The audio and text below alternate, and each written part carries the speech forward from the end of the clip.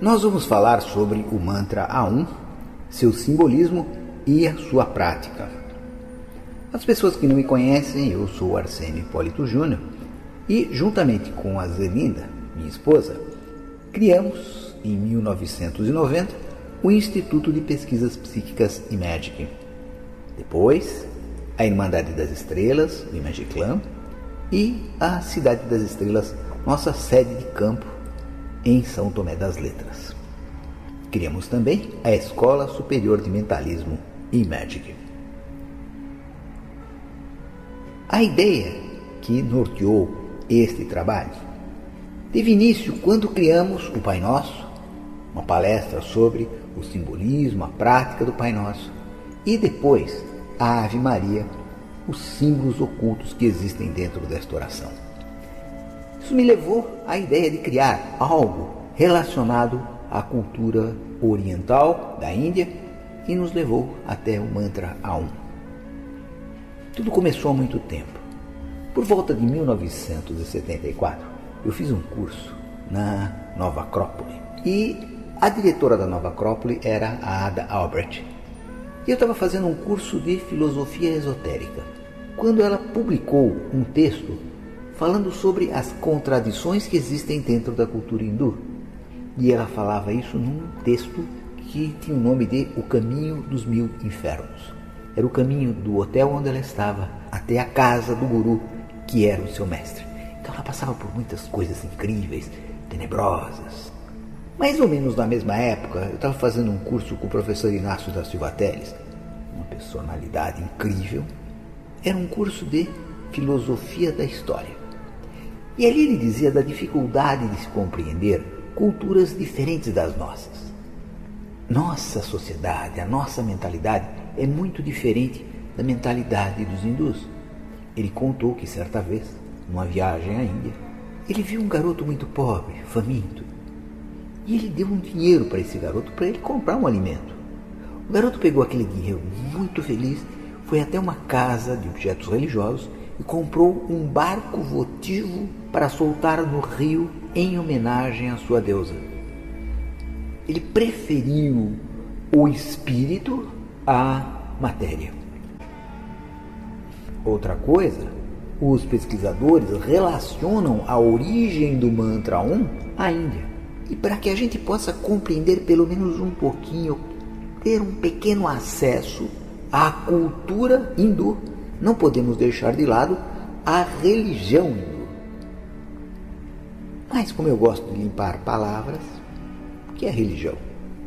Religião é um conjunto de sistemas culturais e crenças que estabelece os símbolos que relacionam a humanidade à espiritualidade e até aos próprios valores morais. A palavra religião deriva de religare. O homem separou-se de Deus, é preciso que algo o religue.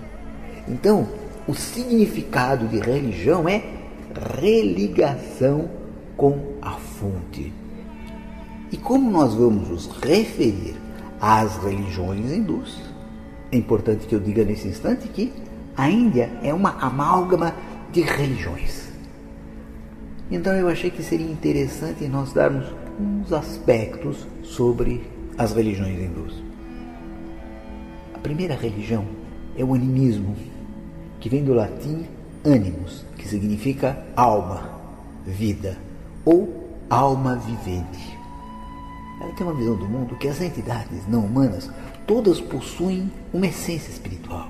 As pedras, as folhas, os rios. Nós poderíamos dizer que o animismo é o primeiro estágio da evolução religiosa. O homem primitivo que cultua o animismo crê que todas as formas identificáveis da natureza possuem alma e agem intencionalmente. O animismo tem uma direta correlação com o xamanismo. O xamanismo também tem estas ideias. Outra linha que vem logo em seguida ao animismo é o brahmanismo. É a mais antiga filosofia religiosa que se tem notícia e que existiu na Índia. E nós podemos dizer que ela é a espinha dorsal de toda a cultura hindu. O Brahmanismo é um conjunto de concepções religiosas, sociais, políticas, baseadas nos textos Vedas. Os textos Vedas são livros muito antigos, que a princípio eram transmitidos oralmente e que são considerados de origem divina. Eles referem que são originários de conhecimentos de há mais de 40 mil anos atrás. Brahmanismo vem de Brahma, a causa, o ser, a existência do universo. Brahma é impossível de ser conceituado, é impossível de ser explicado. Nós apenas podemos senti-lo. O Brahmanismo, sim, é a primeira religião que concebe a ideia da evolução da mônada, que é o princípio espiritual incrustado em todas as criaturas. Para o Brahmanismo, o princípio espiritual é composto de 3 aspectos: Sat, Ananda e Chit. Sat é o reino mineral, a forma de manifestação de Brahma apenas como existência. Ananda é o reino vegetal, forma da manifestação de Brahma como existência e sensibilidade. E aqui começamos a ver o princípio da evolução. E Chit, o reino animal, forma de manifestação como existência, sensibilidade e conhecimento. Estes 3 princípios, quando se refere ao reino humano como bicho-homem, de acordo com as raças, as formas de expressão, a espiritualidade, o desenvolvimento dos indivíduos, os 3 aspectos, Sat, Ananda e Chit, se evidenciam com maior ou menor expressão, depende de cada um e depende da evolução pessoal das pessoas. A finalidade da vida, a finalidade da existência é a evolução dos 3 aspectos, buscando atingir a plenitude da sabedoria e buscando atingir a identificação do homem com Brahma. Outra religião cultuada na Índia é o Janaísmo. Seu fundador foi Mahavira, no século V a.C. A imagem dele está aí projetada. Ele acha que o universo é eterno e incriado e não existe um demiurgo, não existe uma inteligência que o tenha criado. Ele sempre existiu. E que, para se atingir a salvação e a iluminação, o único caminho é a vida de ascetismo extremo. Quer dizer, o cara se abstrai da vida. Ele não come, não bebe, tira todos os gozos, todos os prazeres da vida para viver apenas o espírito. E existem as 5 grandes promessas. Absoluta renúncia de matar seres vivos, mentir, ganância, prazer sexual e apegos mundanos. Para os janaístas, as mulheres devem ser totalmente evitadas por supostamente serem a causa de todos os males. Janaísmo: pessoas, animais, plantas, formações rochosas, cursos d'água, tudo tem jiva, alma, princípio vital. Tudo está interligado, uma teia de existência, formando elos kármicos, tudo consequência de tudo, tudo influenciando de tudo numa grande rede. Eles acham que o karma é uma substância física, e uma substância física que se agrega à alma, toma forma na alma do indivíduo. Um outro sistema cultuado na Índia é o budismo, que é um sistema ético, filosófico, religioso criado por Gautama Buda no século V a.C. E ele diz que a existência do ser está diretamente relacionada à dor. E a origem da dor é a falta de conhecimento e desejos materiais.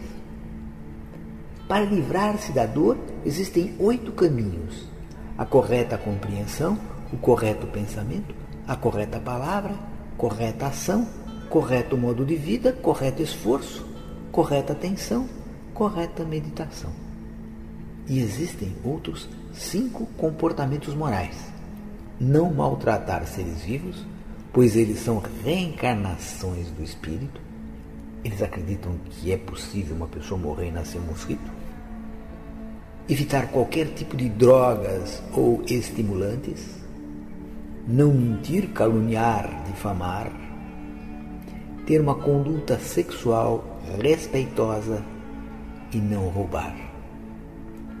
Seguindo esses preceitos, o ser humano evolui, melhora seu karma e prepara uma vida seguinte melhor. Eu preparo a minha vida seguinte de acordo com o meu comportamento hoje. Também muito cultuado na Índia está o islamismo, que é uma religião monoteísta que se baseia no Alcorão, escrito por Maomé, recebido do anjo. E eles consideram o Alcorão como a palavra literal de Alá, Deus. Para o islamismo, Alá é único e incomparável. Ele é o propósito da existência e o homem nasceu para adorá-lo. O Islã acredita que trata-se de uma versão completa e universal de uma fé primordial revelada anteriormente em outras épocas e lugares por profetas como Abraão, Moisés, Jesus, mas estas versões estavam deturpadas e o Islã vem para redimi-las. O islamismo baseia-se em 5 pilares, que são conceitos e atos básicos e obrigatórios: fé, professar e aceitar o credo; oração, orar 5 vezes ao longo do dia; caridade, pagar dádivas rituais; jejum, observar as obrigações do Ramadã; e peregrinação, fazer a peregrinação a Meca, pelo menos uma vez na vida. O sufismo seria quase uma elite dentro das religiões hindus. O sufismo é uma sabedoria mística e contemplativa dentro do islamismo. Suas práticas permitem o mais alto grau de espiritualidade. Os sufis buscam desenvolver uma relação íntima e direta com Deus, através de práticas espirituais transmitidas pelo profeta Maomé, que incluem preces, cânticos, músicas, danças, movimentos. Você já deve ter visto aqueles monges que giram e as suas saias rodam ao redor do seu corpo e eles entram num êxtase mais profundo. Existe uma outra linha chamada Sikhismo, também uma religião monoteísta, criada no século XV pelo Guru Nanak. O Sikhismo vem do sânscrito Sisya, que significa discípulo. Na verdade, o Sikhismo é um sincretismo, uma mistura do brahmanismo com o islamismo. E a crença nos ensinamentos de 10 gurus que estão relacionados num livro chamado Guru Granth Sahib. O Sikhismo acredita no karma, que a vida passada atua na vida presente e a vida presente atua no resultado da vida futura. E que o ser deve sair do karma buscando a sua libertação total e a união com Deus. O ego no ser humano trata-se de um grande obstáculo para essa união. E também existem 3 pilares, que são ter Deus presente na mente em todos os momentos, sustentar-se pela prática do trabalho honesto e compartilhar o que se consegue no trabalho com os necessitados, seria a caridade. Para isso, eles pregam a tolerância e a igualdade e esperam contar com o nadar, que é a graça de Deus para a libertação.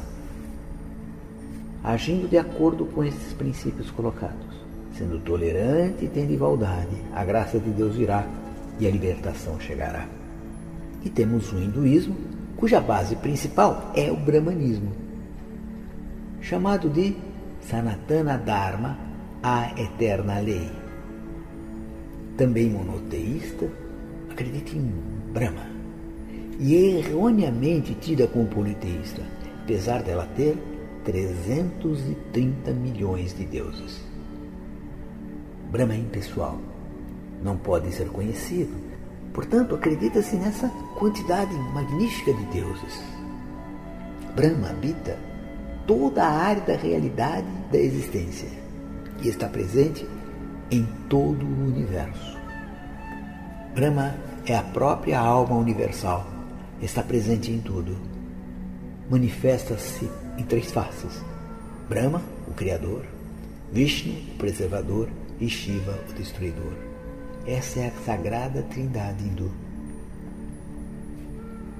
O hinduísmo, que adveio do brahmanismo, que nasce dele, sofre influência de todas essas religiões professadas na Índia e acaba resultando também num hinduísmo com milhares de sistemas e crenças. Tem crença lá que é cultuada por um cara só. Nessa diversidade fica uma dúvida: o que faz um sistema ser considerado hindu? Essa é a pergunta. E a resposta depende se o sistema aceita como sagradas as escrituras bramânicas. Se sim, é hinduísta. Se não, não é hinduísta. As escrituras bramânicas se baseiam no livro Os Vedas, um dos mais antigos da humanidade. Este livro era transmitido de forma oral. Porém, os mestres perceberam que era chegada a era de Kali e havia necessidade de codificar de forma escrita este livro, porque eles sabiam que a humanidade ia perder o seu poder de concentração, inteligência e memória. Então os Vedas são compilados no ano 3600 a.C. por Vyasadeva. A palavra Veda significa conhecimento. Os Vedas foram escritos em sânscrito, uma das línguas mais antigas da família indo-europeia. São 4 livros. O Rig Veda, um Veda de louvor. São versos, hinos elogiando os deuses, e é também o mais antigo livro sagrado hindu. Tem também o Sama Veda, um Veda de canções sagradas, cantados pelos sacerdotes durante as atividades religiosas. Tem o Yajur Veda, um Veda de rituais sagrados, o livro das fórmulas recitadas durante os sacrifícios. E o Atharva Veda, um Veda de conhecimento sagrado, o livro das fórmulas mágicas, dos exorcismos, dos encantamentos.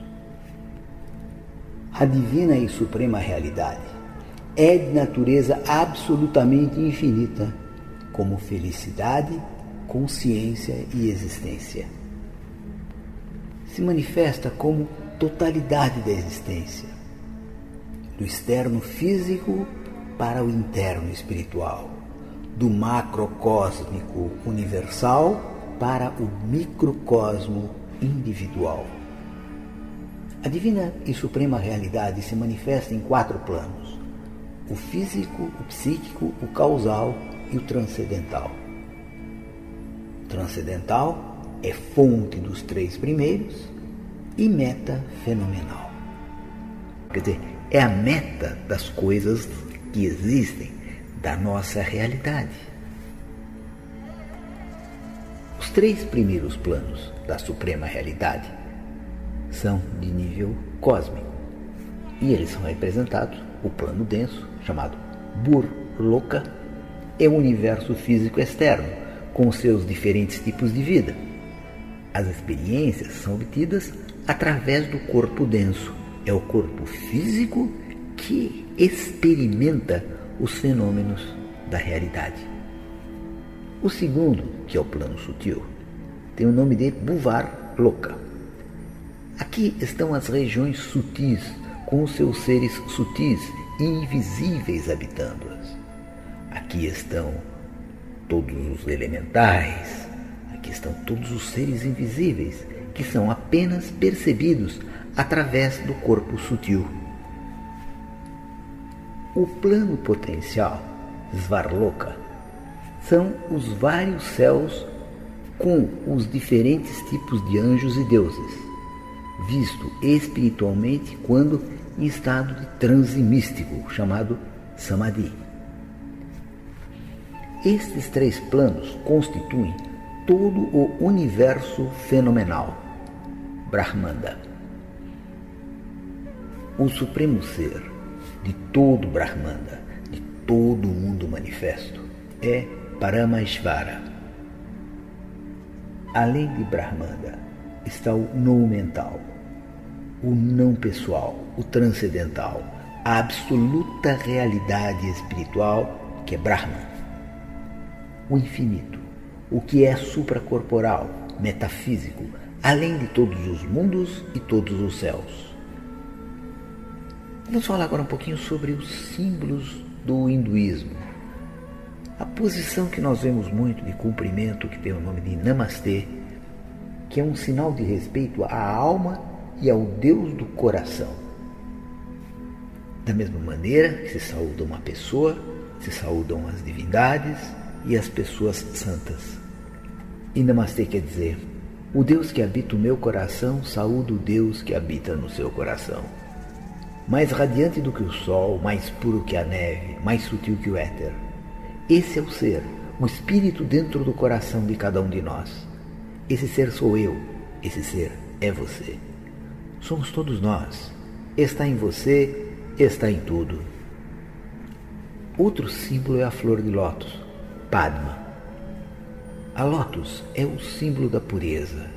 Ela cresce a partir da lama. E da lama ela faz cor e perfume. Portanto, é o símbolo da transcendência. Embora descansando sobre a água não a toca. A suástica, que é muito mal compreendida devido à Segunda Guerra Mundial e às conotações que disso traz, mas é um símbolo divino do hinduísmo, é um sinal antigo da energia solar. A suástica é excelente para se invocar e evocar coisas auspiciosas. Existe o Trishul, também muito mal compreendido, pois a igreja deu a ele o símbolo do demônio. Mas o Trishul é o símbolo da tríade da criação. É o corpo humano, os 3 nadis, Id, Pingala e Sushumna. São canais de energia em nossa espinha, em nossa coluna vertebral, que atravessa todo o nosso corpo. O Trishul é a arma de Shiva. Você sabe que Shiva é o deus da destruição dos hindus. Portanto, ela vem para destruir os 3 mundos, para que tudo tenha um recomeço, um início. O velho dá lugar ao novo. A Kalasha é um pote de néctar. Ele é muito usado em rituais de sacrifício do fogo e representa o útero e também o universo. A Kalasha traz em si o poder da fertilidade e da abundância. Um símbolo muito sagrado também na Índia é a vaca, que é o mais sagrado dos animais, porque ela representa também a maternidade e a pureza. Tilak são marcas no corpo. Ela varia muito, dependendo da seita, da ocasião, do costume regional. A que parece um chifrinho na fronte tem o nome de pé de Vishnu, o deus Vishnu. A pintinha no entrecenho tem o nome de Bindi e é uma marca simbólica. Ela potencializa o 3º olho e ajuda a focalização da consciência. Ela também concentra a energia do feminino, protegendo tanto a mulher quanto o marido.